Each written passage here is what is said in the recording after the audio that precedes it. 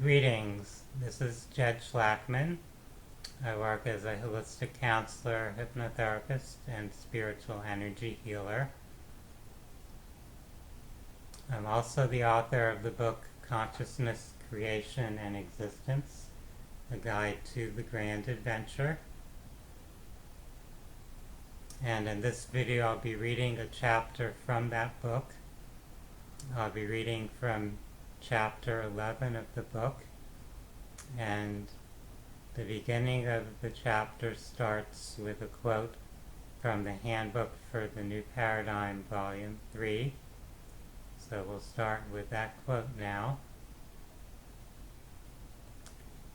In order to shed the victim consciousness, the individual must be willing to turn their view of life from looking outside for the cause of situations and circumstances to looking inside for the causes that invoke what the law of attraction has brought into experience. Creation and self-realization. To review the first principle, like vibrations, like energies, attract one another.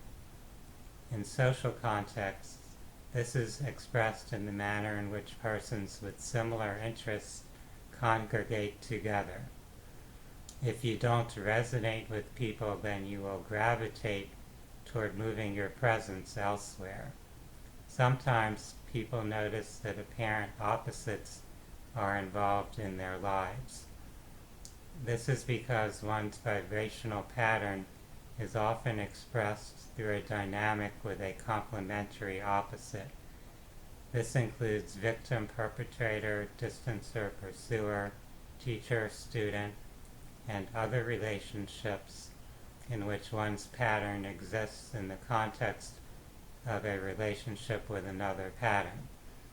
Polarities are by definition not representative of balance. Polarities interact with one another and provide for experiences that help the polarized patterns transform toward balance. Thus, it is not that opposites attract, but that one's vibration attracts experiences associated with that vibration, and the experiences often require a seeming opposite to generate the attracted experience. The opposite which you see externally cannot offer you balance or completion.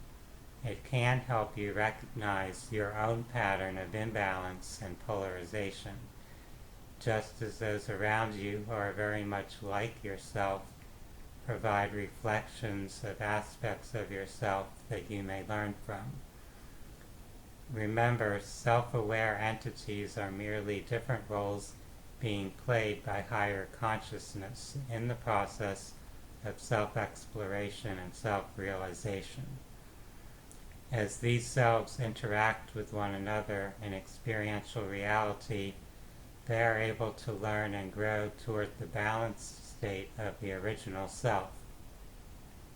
The key for our understanding is that this is all a necessary and purposeful process of growth, not a moralistic game of good versus bad.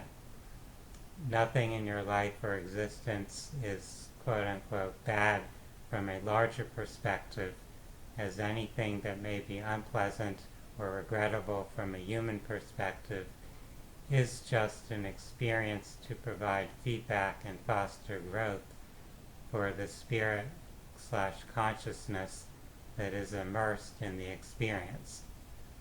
This does not deny the qualities or consequences of actions and events in life. It's important to learn to discern what is balanced and harmonious in life and what is not.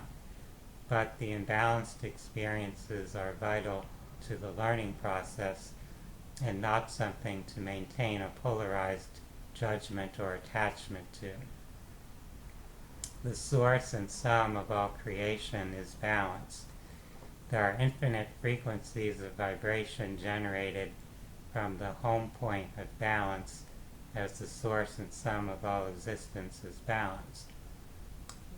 You may visualize an oscilloscope that depicts a frequency or wavelength and intensity or amplitude of vibration. There is a hypothetical center line where the scope rests when vibration stops. This line is the same for all frequencies and is mathematically the 0 point. Thus, physicists say creation arises from a 0 point field or vacuum. Consciousness, the source of existence, seeks to differentiate, to separate itself and unify itself, generating the creative process where the one self polarizes its awareness to create seemingly separate selves that can interact with each other and experience the process of bringing polarities into balance, the reciprocal of the process of generating polarities from balance. So the process of creation flows in both directions as the wave vibrations pulse to and from the point of balance. The non-dualistic source consciousness innately seeks to create, to experience all the polarities and vibrational patterns that are contained in its infinite potential. If you had all this potential, would you just sit at a point of stillness and nothingness for eternity without experiencing all the existential possibilities you contain? And with that question, we conclude chapter 11. So I'd like to thank each of you for taking your time to view this video. For those that are interested in the book, as I said at the beginning, you can find it on Amazon. It's available in both ebook and hard copy format. For those that are interested in holistic healing resources and events, I will give you the website address that you can go to. It's phinsights.com, phinsights.com. For now, I wish everyone a wonderful day. Namaste.